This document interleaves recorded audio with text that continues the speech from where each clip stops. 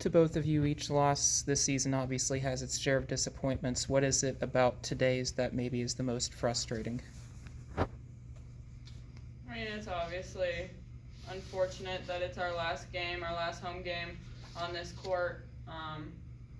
But we're trying to learn from every game. I think this one we maybe took a step backwards, so we gotta really pick it up for next week. Really work hard in practices the next few days, because at this point in the season, we should not be playing like that. We cannot have a performance like that. So it's definitely a disappointment. For it to be the last game of the regular season and this be the performance, does that leave an even maybe more bitter taste in the collective team's mouth? I mean, obviously we're pretty frustrated with it, but we don't want to dwell on it for too long. We want to try to figure out what it is we did wrong and fix it, and just focus on the A10 tournament and not just dwell on everything that just occurred, but use it to learn.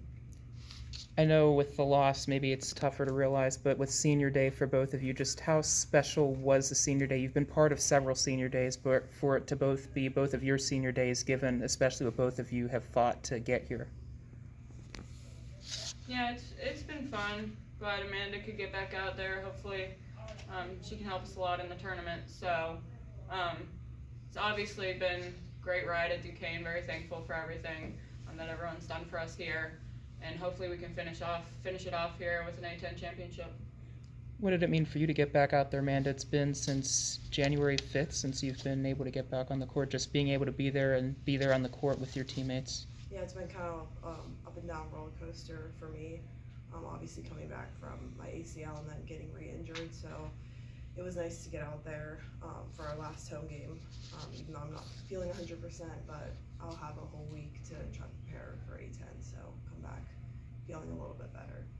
To either of you, what's the one thing that you can kind of take from either this game alone or this whole season to give you confidence going into the conference tournament? Yeah, I think like Zach mentioned, it's just giving us motivation. All of our losses, especially the LaSalle game the other day, that last second shot, I think it's just giving us motivation because we know we can win. We know we have a really good team, and we all want it really bad. We have a lot of older girls, a lot of seniors. I don't know about Amanda, but this is my last time playing basketball, so I want it more than anything, so.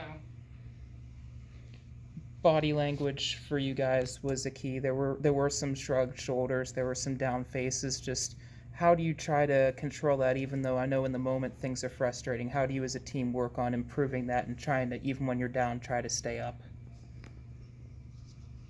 I think we just need to stay connected and rely on each other. It's easy to get really down when you consistently lose close games, especially because we know that we are right there.